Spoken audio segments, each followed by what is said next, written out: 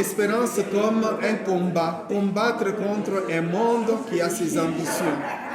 Et donc l'espérance, c'est un combat continuel, il faut continuer à combattre. La 39e journée de spiritualité de la famille salésienne a vécu dans la province d'Afrique centrale Marie Assunta les 16 et 17 janvier 2021. Pour pallier aux problèmes posés par la pandémie à coronavirus, ces travaux se sont déroulés en ligne, en vidéoconférence. Pour tous les membres de la famille salésienne du monde, ces journées sont de formation et ont pu rapprocher ceux du nord et du sud, ceux de l'est et de l'ouest. Tous ensemble ont dû partager avec un même esprit, un même message d'espérance. Nous avons bien senti que nous sommes vraiment une grande famille. Nous sommes une famille bien généreuse, une famille bien motivée pour pouvoir accomplir de grandes choses dans le monde et surtout en ces moments de crise, en ces moments d'épreuve.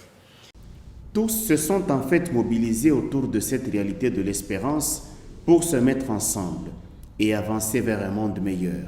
C'est une crise mondiale et que nous n'avons pas à nous alarmer dans notre petit coin, dans notre petit monde. Il faut apprendre ce que les autres font.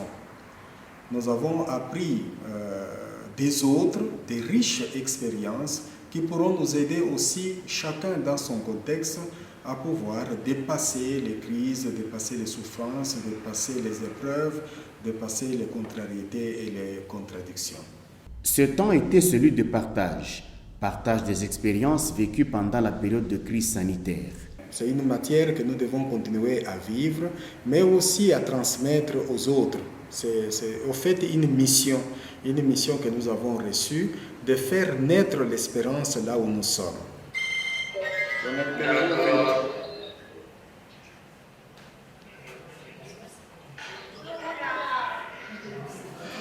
Alors, si Patrick ne vient pas, n'arrive pas à temps, nous pouvons partager. L'espérance, c'est une famille. L'espérance, c'est une communion. L'espérance, c'est la solidarité. L'espérance, c'est le partage. L'espérance, c'est oser faire quelque chose de nouveau. C'est prendre les risques. C'est sortir de soi. Voilà. C'est se mettre en mouvement, se lancer vers les autres. L'espérance, c'est réfléchir avec les autres. C'est également un temps pendant lequel l'homme a dû développer un élan de solidarité dans son cœur. Ce temps était aussi celui de partager avec un cœur, servir avec amour. Voilà, c'est comme ça que nous pouvons vaincre même la pandémie qui nous frappe. À quelque chose malheur est bon, cette situation de la pandémie a un côté positif. Il y a des aspects de la vie qui ont toujours existé et vers lesquels l'humanité entière s'est ouverte.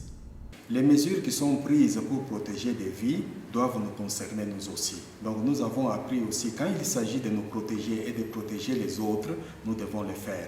Par exemple, quand il s'agit de rester à la maison, pour protéger les autres, il faut rester à la maison. Ce n'est pas opter pour l'isolement. Non. Ce n'est pas l'isolement, ce n'est pas le cloisonnement. Donc là où c'est possible, d'oser quelque chose, d'aller en mouvement, de se mettre en mouvement, de sortir de soi pour assister quelqu'un, pour servir quelqu'un, là où c'est possible de le faire, nous devons le faire. L'expérience de nouvelles technologies démontre que l'on devenait de plus en plus proche de ceux qui sont loin de nous que de ceux qui nous entourent.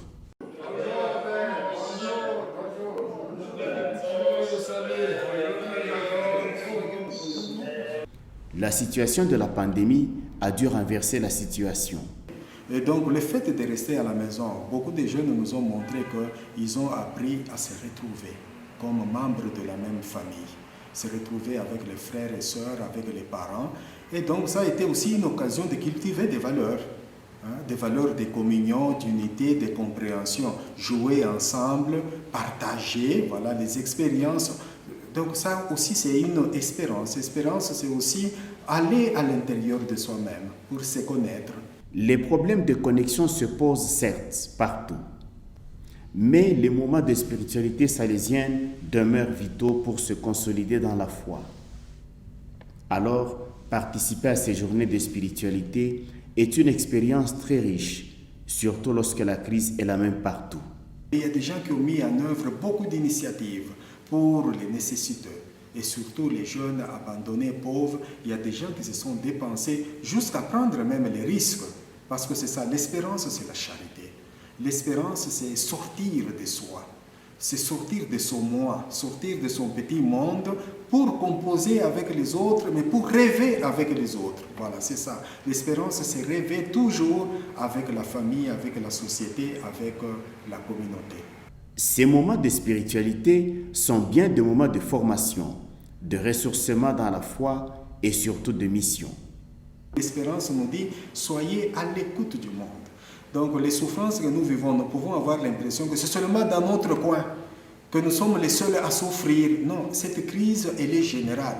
Alors il faut apprendre des autres, comment ils ont lutté, comment ils ont dépassé cette même crise, quelles sont les stratégies qu'ils ont prises, quelles sont les choses qu'ils ont mises en œuvre pour pouvoir aller de l'avant, sortir de la déception, sortir de l'isolement, sortir du cloisonnement. Qu'est-ce qu'ils ont mis en œuvre?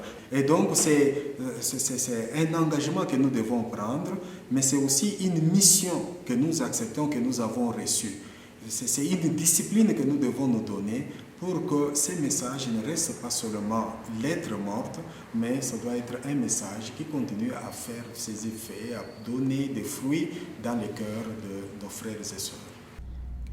La jeunesse est sans doute la part à la fois la plus précieuse et la plus fragile de notre société, comme Don Bosco lui-même aimait souvent répéter aux autorités civiles et religieuses de son temps. Ces jeunes ont bien besoin d'être entourés pour bien vivre leurs rêves.